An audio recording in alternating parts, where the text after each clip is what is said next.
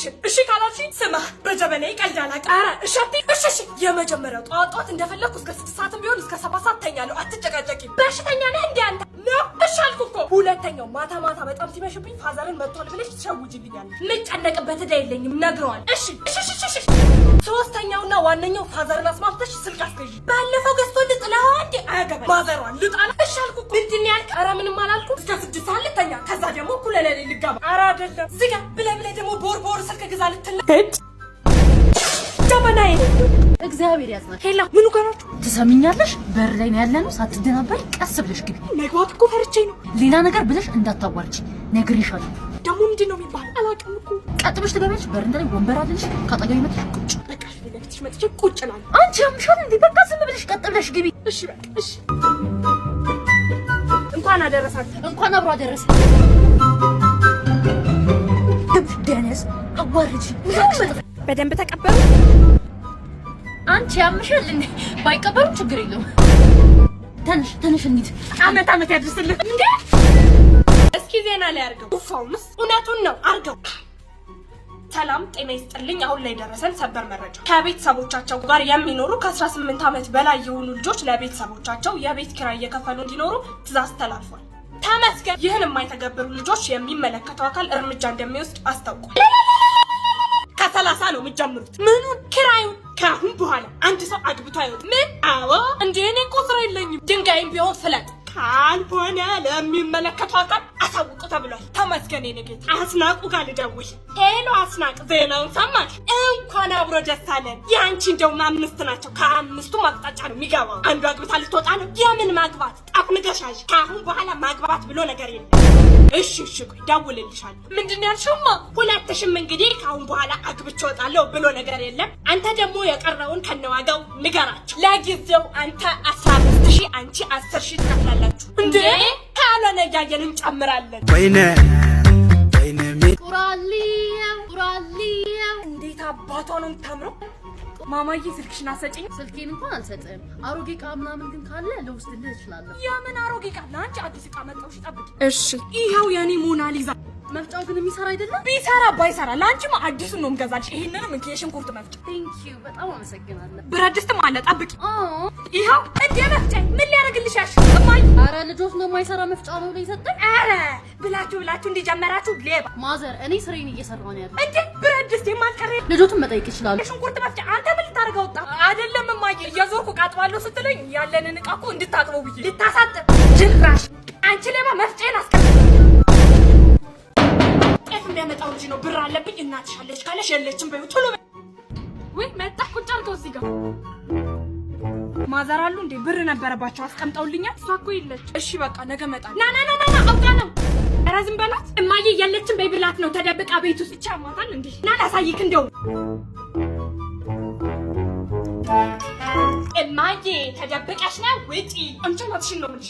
የልጅ ነገር ፈልግ እንጂ ሶፋ ስር ምናምን። ኧረ ይኸው ማንም የለም እማዬ። አትኩሉ ልበልልሽ። እኔ ወንድም ቤት ውስጥ ማንም የለም። በቃ በጓሮ አምልጣ ነው። እሺ ሲመጡ ንገሩልኝ።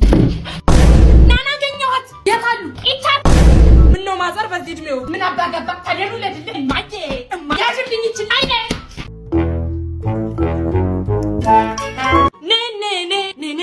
ኔ እማዬ ውሸት አይዋሽም እያለች ከአባዬ የዘይትና የጤፍ እጥፍ ትቀበለዋለች። ምን?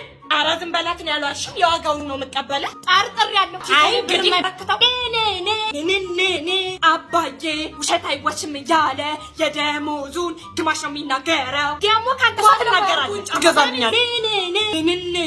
ወንድሜ መብራት ክፈል ተብሎ ሲላክ ፍቅረኛውን ነው የሚጋብዝበት። ስለዚህ በቅርቡ መብራታችን ይቆረጣል። አንተ አራውቃ ነው በሰርጅና በሻማ እህቴ ደግሞ ሂውማን ሄር ለመግዛት ብላ በማጊና በአባዬ ስም ከሰፈሩ ሰው ተበድራ ለምሳለች። ጉድ ሳይሰማ አውቃ ነው በእኛ ስም። ቆይ እኔ ምን ይሻለኛል? አንተ ደሞዝን ትደብቃለህ፣ አንተኛው ደግሞ መብራቴን ታስቆርጣለህ። አንቺስ ብትሆኚ ኪሴ ከኔ ጋር ትበጃለሽ። አንተ መብራታችን ስላዳመጣችሁ አመሰግናለሁ። ኤዲያ አይደለም እኮ በአካል ዘፍንልሃለሁ። እሺ በቃ ልዝፈንልህ፣ አንተ ግን ትቀበለኛለህ። ፍቅርዬ ወዬ የኔ አለ ወዬ እኔ ናፍቄሃለሁ አንገናኝም ፍቅርዬ ስልኩን አምጪ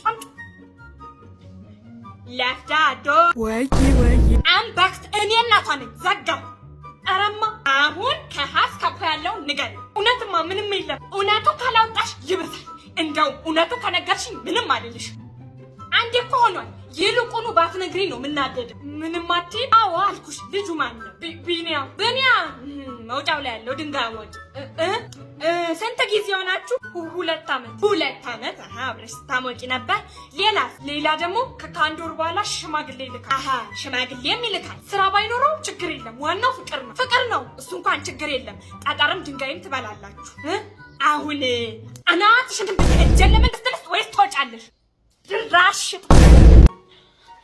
ያይና አበባ ያይና አበባ ያይና አበባ ስትይዘለው ዘለው ያይና አበባ ያይና አበባ አንዱ የመረረው ያይና አበባ አናት ሽምባ ዝጊ እንደው ያንቺን አናት ነበር ማለት ለሰሙ ቆመሽ ቀርተሻል መች ነው ብታገቢ እማዬ ቆይ ምን አርጊ ነው የምትይኝ እኮያችሽ አግብተው ወጡ አንቺ አሰዳቢ ዳገባ ነው ብዬ ስነግርሽ ደሃ ነው ብር የለውም ምናምን እያልሽ ቆሌን ትጋፍኛለሽ ኧረ ምንም ይሁን ያልባሽ ብቻ ከዚህ ቤት ውልቅ በይልኝ ግን ማን ብር የለውም ምናምን አትይ አልልም ስሙ ሳሚ ይባላል ምን ነው ቆመሽ ቀረሽ ማለት እሱ ከፖፖ ላይ ነው ምን እናቱ ከፖፖ አታላቅቀው ገና ወገቡን አሽታ እስኪጠነክር ድረስ አንቺ ያኔ በምርኩዝ ትሄጃለሽ ምንድን ነው የምትይው እሱ ገረመሽ ምግብ አብልታ ታስገሳዋለች እማዬ ቀለድሽ ነው የምን ቀልድ አንቺ ቆመሽ ጓደኞችሽ ልጆቻቸውን ይድራሉ ትፈልጊ እንደሆነ ሌላ ሰው ፈልጊ አታቃጥኝ ቆይ ዛሬ ምንድን ነው ምኑ አገባ ነው አለች እሰይ ጥሩ ነው ታዲያ ማንን ነው ሳሚን ነው ባለ ፖፖ ያንን ፖፖ አንቺ እሱ ከፖፖ እስኪላቀቅ